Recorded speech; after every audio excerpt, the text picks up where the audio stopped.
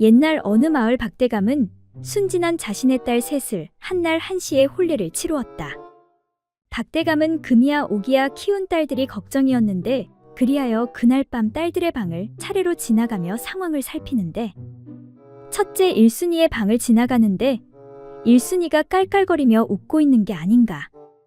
서방과 깨가 쏟아지는가 보구나. 둘째 이순이의 방을 지나가는데 이순이가 흑흑거리며 울고 있는 게 아닌가. 이런 고얀 놈 감히 내 딸을 울려. 마지막으로 셋째 삼순이의 방을 지나가는데 인기척은 느껴지나 아무 소리가 나지 않는 게 아닌가. 벌써 골아 떨어진 겐가. 순진하도다. 다음날 박대감은 세 딸들을 불러 세우는데 그리곤 일순이에게 말을 건넨다. 어젯밤에 그리 즐겁게 웃은 이유가 무엇이냐? 아버님이 간지러울 때는 웃으라고 하셨잖아요. 그랬지. 서방님 몸에 달린 어떤 조그만 녀석이 화가 잔뜩 나서 여기저기 간지리는데 그만 웃음이 나서요. 그래, 그래도 웃음은 나오니 다행이구나. 그래, 그럼 둘째 너는 뭘 그렇게 슬피 울었더냐? 아버님이 누군가가 몸을 해칠 때는 울라고 하셨잖습니까? 서방님이 자꾸 큰 오이만한 몽둥이로 저를 해치려고 하지 않습니까? 그래, 그래도 크게 해치는 건 아닐 게다. 그나저나 둘째 네가 복을 받았구나. 그럼 막내야, 너는 왜 그렇게 일찍 잠에 들었느냐? 아닌데요. 저는 서방님과 밤을 샜습니다. 아니, 그럼 왜 아무 소리도 나지 않았느냐? 아버님이 늘 일러주셨잖아요. 입안에 무엇이 가득 들어있을 때는 아무 말도 하지 말라고요. 그래도 그렇지. 아무리 서방이 좋아도 그걸 밤새도록 입에 넣으면 어떡하느냐? 그러니까 서방님이 배고프다고 해서 어제 남은 잔치 음식을 밤새도록 다 먹었어요.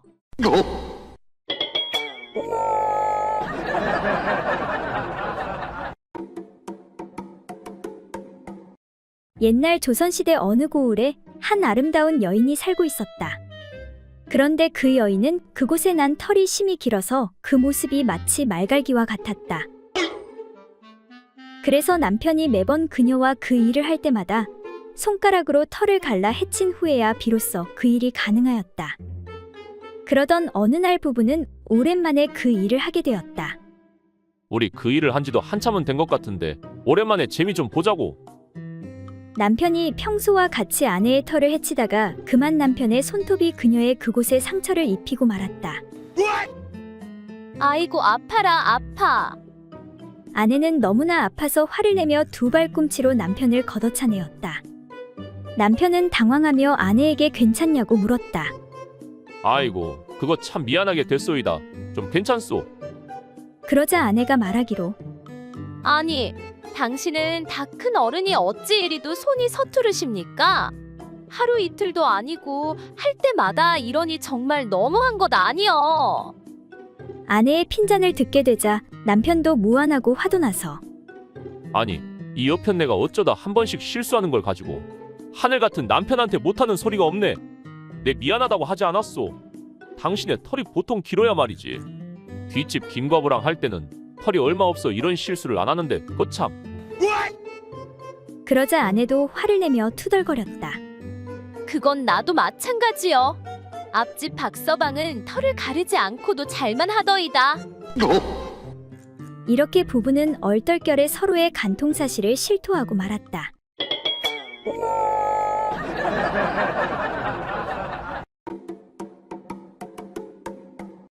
옛날 어느 마을에 가난한 과부 덕자가 어느 날 밤 한 스님에게 하룻밤 신세지게 해달라는 부탁을 받게 되었다.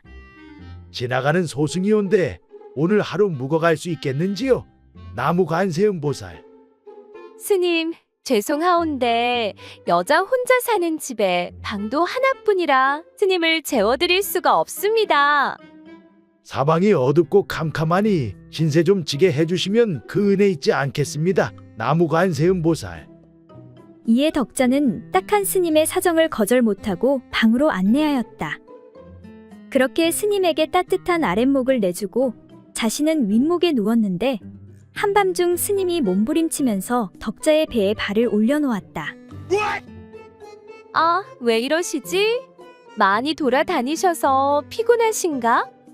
덕자는 두 손으로 공손하게 다리를 들어 바닥에 놓았다.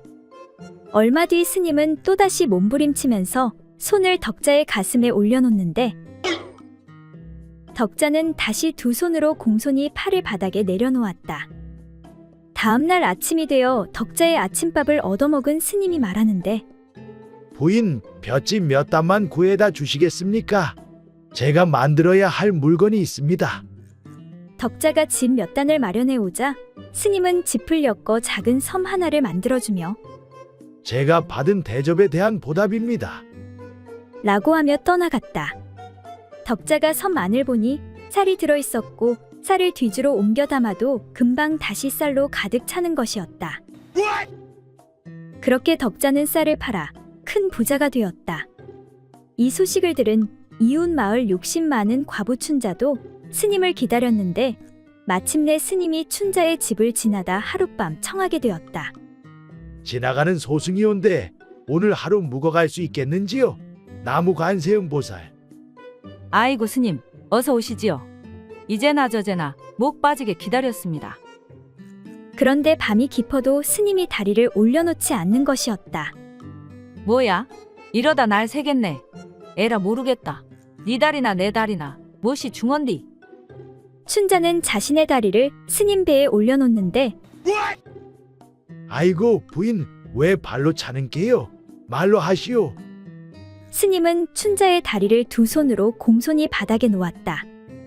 잠시 후 춘자가 또다시 팔을 스님의 가슴에 올려놓자 스님은 또 공손히 팔을 바닥에 놓는데 잠 좀 잡시다 부인. 왜 이리 소승을 괴롭히는 게요? 다음 날 아침밥을 얻어먹은 스님은 집단을 가져오라 했고 짚으로 섬을 만들어주고는 손살같이 떠나갔다. 그런데 섬 안에 쌀은 없고 오이와 가지만 가득하였다. 뭐여? 채소 장사 하라는 것이요? 그런데 잠시 후 채소들이 살아 움직이는 것이 아닌가. 이런 은큼하고 욕심 많은 여인아. 오늘부터 아주 살려달라 할 때까지 혼주를 내줄 것이다. 그렇게 화가 잔뜩 난 오이와 가지들은 인정사정 없이 과부를 혼내주었다. 그리고 2달 후 장터에 한 여인이 나타나는데 골라 여자에게 좋은 오이가지 팝니다. 2개 사면 3개 드려요.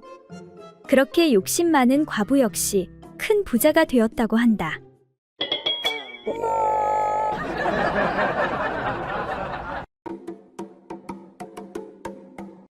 옛날 어느 마을에 호라비 삼봉이가 자신이 자주 가는 과부 춘자의 주막에서 국밥을 먹고 있었다. 그러다 장사가 되지 않아 시무룩해 있는 춘자를 보고 말을 거는데 이보게 주모, 요즘 장사는 좀 어떤가? 이 시간에 손님이 왜 이리 없소? 그러게 말이오. 파리만 날려 죽겠소. 이러다 장사 접고 문 닫아야 할지도 모르겠소. 아니, 자네가 문 닫으면 나는 이제 어디 가서 국밥을 먹으라고? 그동안 국밥 많이 팔아줘서 고마웠어. 이에 삼봉이는 평소 좋아하던 주모 춘자에게 수작을 거는데 그럼 내가 제안 하나 하지. 들어볼 텐가? 그게 무엇이오? 내 새냥 줄 테니 나랑 한번 어떤가? 이 사람이 내가 과부라고 무시하시오. 허허, 과부랑 호라비가 만나는데 무슨 문제 있소? 이에 춘자는 어려운 사정에 마다할 수 없었는데 정말 새냥 주시는 거요? 그렇고 말고 두말하면 입 아프지. 그럼 빨리 방으로 들어오시오. 그렇게 두 사람은 방에서 즐거운 행사를 치르게 되었고 잠시 후 뭐야, 국밥이 아직 식지도 않았네? 허허, 내 가만히 생각해보니 셈을 잘못했소. 새냥이 아니라 두냥만 줘야겠소. 아니, 그게 무슨 말이오? 사내가 어찌 한 입 가지고 두말하시오? 아끼고 아낀 내 집을 내줬더니만 입 딱 닦네. 그러자 삼봉이가 말했다. 허허, 이보시게, 그건 다 이유가 있다네. 첫째, 일단 자네 집이 새 집이 아니었고, 둘째, 입구에 잔디도 많이 뽑혀있고, 셋째로 방 안이 너무 추웠네. 그리고 마지막으로 막상 들어가니 방 안이 너무 넓고 컸다네. 그러니 내 어찌 새냥을 다 줄 수 있겠는가? 그 말을 들은 춘자가 맞받아치는데 아니, 이 양반이 어디서 밑장을 빼? 첫째, 새 집이 아닌 건 처음 이야기할 때 조건이 아니었소. 둘째, 잔디는 오가는 사람들이 하나둘씩 뽑아가서 이제 새순이 돋아나 손에 잡히지 않았을 뿐이고, 셋째, 아궁이가 있었는데 그쪽이 어설퍼서 불 때는 법을 몰랐고, 마지막으로 가장 중요한 넷째, 방이 너무 큰 게 아니라 들어온 살림이 쥐똥만큼 작았소.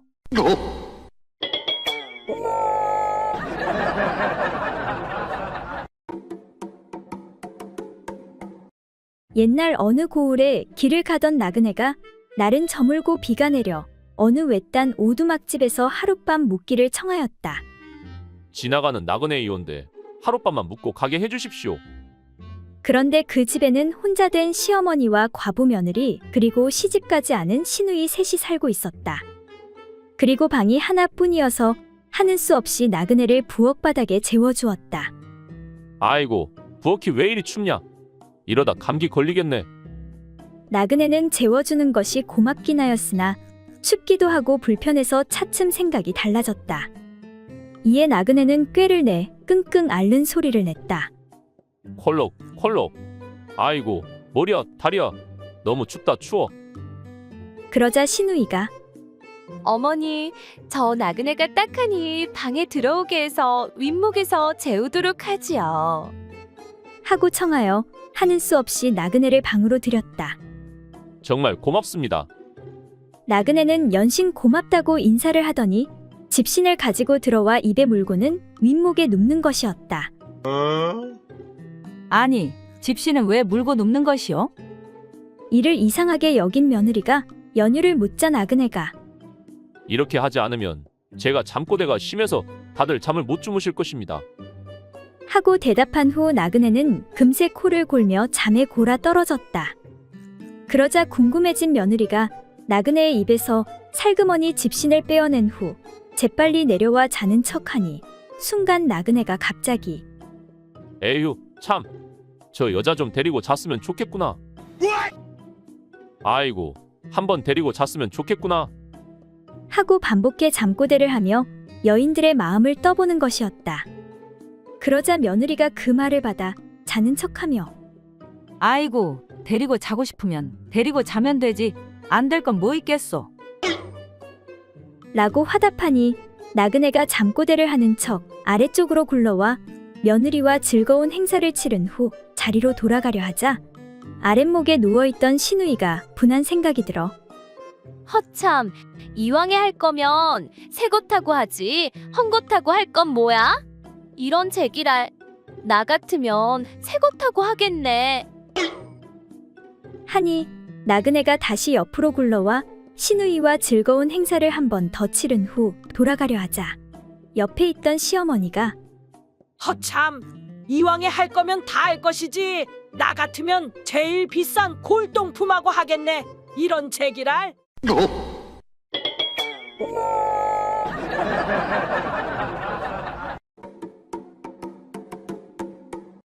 옛날 어느 집에서 7살 먹은 어린 처녀를 맏며느리로 맞아들였다. 어느덧 수년의 세월이 흘러 며느리가 16살에 접어들자 이제는 음양의 이치를 알 때도 됐다고 여긴 시부모가 성급하게 며느리를 아들의 방에 들여보내 동침을 하도록 했다. 장성한 아들 역시 어린 처가 혹시 음양의 이치를 아는가 싶어서 자신의 거시기를 처의 손에다 쥐어줘 보았다. 이젠 나이도 들 만큼 들었으니 본능적으로라도 알아차릴 것이야. 며느리는 뭔지는 잘 모르지만 부드럽고 촉감이 좋은 것을 만지니 기분이 이상해져 남편의 물건을 계속 조물락거렸다. 그런데 그것이 금세 부풀어 올라 손바닥 안이 가득해져 꼭 터질 것만 같았다. 이에 덜컥 겁이 난 며느리가 얼른 잡았던 남편의 거시기를 놓고는 시부모의 방문 앞으로 달려가 아버님, 어머님, 큰일이 났어요. 이에 방 안에서 시어머니가 말하길 왜 그러느냐? 무슨 일이 생긴 것이냐? 서방님이 저에게 가죽 방망이를 손에 쥐어주어서 조물락조물락 하였더니 자꾸 커져가지고 밤새도록 놔두면 한 방에 가득 넘칠 것 같아요. 어린 며느리의 이 말에 시어머니는 장탄식을 하며 모르는 것은 손에 쥐어져도 모른다더니 내가 바로 그 짝이로구나. 염려하지 말고 다시 가서 서방이 시키는 대로 계속하거라. 그리고 잠시 후 며느리가 다시 와서 황급히 부르는데 아버님, 어머님, 또 큰일이 났어요. 그래, 이번에는 또 무슨 일이냐? 어머님 말대로 가족 방망이를 계속 조물락하였더니 갑자기 눈물을 흘리면서 껐덕껐덕 인사를 해요.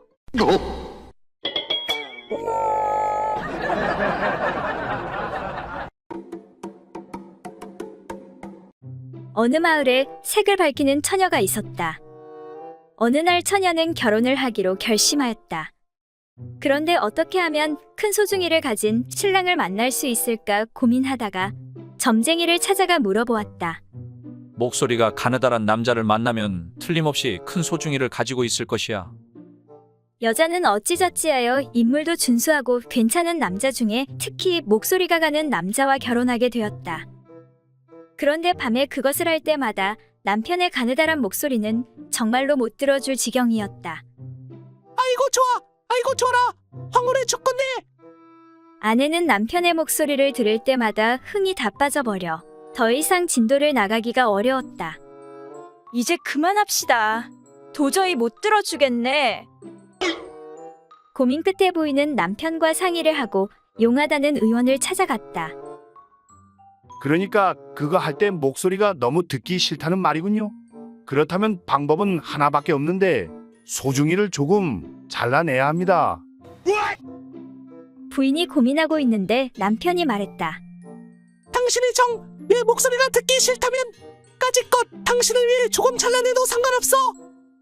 그렇게 의원은 남편의 소중이를 조금 잘라버렸다. 그리고 나서 부부는 다시 밤일을 하게 되었다. 아이고 좋아. 아이고 좋아. 부인은 남편의 목소리가 굵직해져 듣기 좋긴 한데 소중이가 작아져 전처럼 흥이 나지 않았다. 아무래도 안 되겠어요. 전보다 더 못해진 것 같아요. 그래서 하는 수 없이 남편의 목소리가 가늘어도 좋으니 의원을 찾아가 다시 원래대로 소중이를 붙이기로 하였다. 그렇게 다음 날 의원을 찾아가 물었다. 의원 날이 전처럼 흥이 나지 않아서 그러는데 아무래도 저번에 자른 것을 다시 붙여야 하겠습니다. 다시 원래대로 소중이를 붙여 주십시오. 그 말을 들은 의원이 당황하며 말했다. 안 됩니다. 그것만은 절대 안 돼요. 다시 못 붙여요.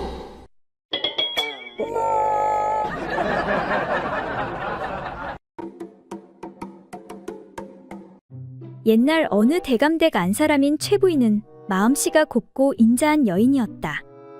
그래서 그녀를 따르는 하인들이 많았는데 어느 날 최부인이 마당에서 일을 하고 있는 사월이를 보니 안색이 안 좋은 게 아닌가.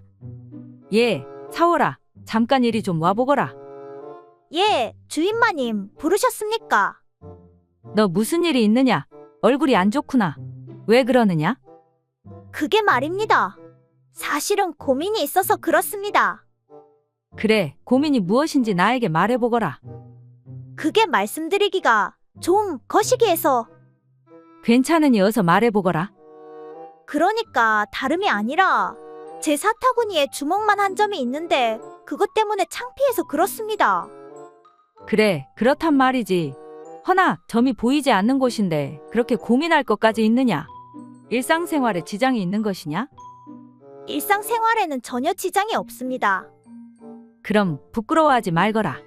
나도 가슴에 사마귀가 있는데 지금까지 아무 문제 없이 잘 살고 있으니 괜한 걱정하지 않아도 되느니라. 사실은 점이 있어서 고민인 것보다 여기저기서 사람들이 놀리는 게 아닙니까? 칠복이도 놀리고 덕파리도 놀리고 얼마 전부터는 멍청한 돌쇠놈까지 저를 놀립니다. 아, 그렇구나. 남의 단점을 놀리다니 몹쓸 것들이구나. 가만, 그런데 그것들이 어떻게 그것을 알고 설마 내 사마귀도 놀리는 것은 아니겠지? 내 이것들을 그냥 아주 요절을 내버려야 되겠구만. 흥분한 최부인에게 사월이가 주인마님, 그래도 대감마님께서는 안 보이는 큰 점은 복점이라고 칭찬해 주셨습니다.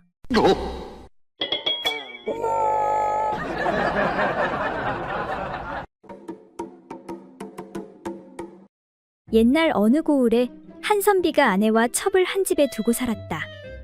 그런데 아내와 첩이 허구한 날 다투는 것이었다. 어째서 날마다 싸움만 하고 집안을 이렇게 어지럽게 하는 것이오. 아직 살 날이 많이 남았으니 제발 사이좋게 좀 지내시오.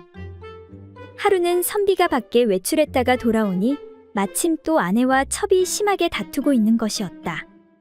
이 모습을 본 선비는 큰 소리로 화를 내며 아니, 내가 그렇게 싸우지 말라고 타일렀건만 이게 무슨 짓들이오? 하고는 첩의 머리채를 움켜잡고서 내 이런 여자는 당장에 때려 죽여야 하겠소. 하고는 첩을 방 안으로 끌고 들어가는 것이었다. 잠시 후 화가 좀 가라앉은 아내가 정말 첩을 때려 죽이면 어쩌나 하고 애를 태우다 가만히 그 방문 앞에 가서 들으니 첩을 끌고 들어간 남편이 아무 소리도 없는 것이었다. 그래서 아내는 더 가까이 가 문틈으로 들여다보고는 깜짝 놀랐다.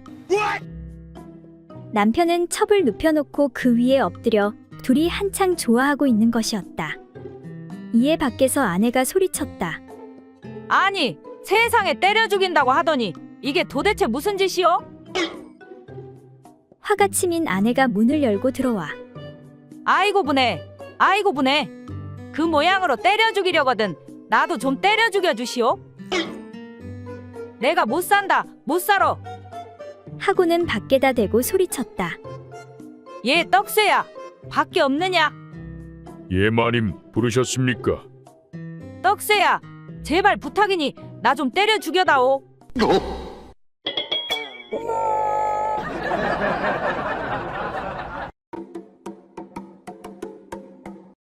옛날 어느 과부가 대릴사위를 얻게 되어 하나뿐인 외동딸을 시집 보내게 되었다. 그리하여 옆방에 신방을 만들어 순진한 외동딸과 사위에 보금자리를 만들어 주었다. 그런데 순진한 딸은 첫날 밤에 대한 두려움 때문에 떨고 있었다. 그 일을 치르기 위해 사위가 겉옷을 벗자 이를 본 딸이 깜짝 놀라 옆방으로 달려와 말했다. 어머니, 어머니, 큰일 났어요. 남편의 가슴에 머리카락 투성이에요. 구역질이 나서 도저히 못 참겠어요. 얘야, 그게 무슨 소리니? 내 남편이 될 사람이 아니냐? 너는 그 사람을 받아들여야 하느니라. 그러니 어서 신방으로 돌아가거라. 딸이 신방으로 돌아가자 그때 마침 신랑은 바지를 벗고 있었다. 딸이 그걸 보고는 다시 어머니 방으로 곧장 달려가 끔찍한 목소리로 말했다. 어머니, 어머니, 정말로 소름 끼치는 일이에요. 그의 두 다리 사이에도 머리카락 투성이에요. 너무 무서워요. 에휴, 얘야, 이제 너는 그의 아내가 되었단다. 그러니 어서 신방으로 가서 남편과 함께 하거라. 딸이 다시 가서 방문을 열자 이번엔 남편의 물건이 매우 커져 있었다. 딸은 놀라서 기겁을 하고 다시 어머니 방으로 도망쳐 달려왔다. 어머니, 어머니, 큰일 났어요. 그래, 이번엔 또 뭐냐? 참다 못한 어머니가 딸에게 물었다. 어머니, 그 남자는 두 다리 말고 큼지막한 가운데 다리를 하나 더 가지고 있어요. 너무 무서워요. 그러자 어머니가 소리치며 말했다. 얘야, 이제 더는 못 참겠구나. 너는 여기 가만히 있거라. 내가 해결하마.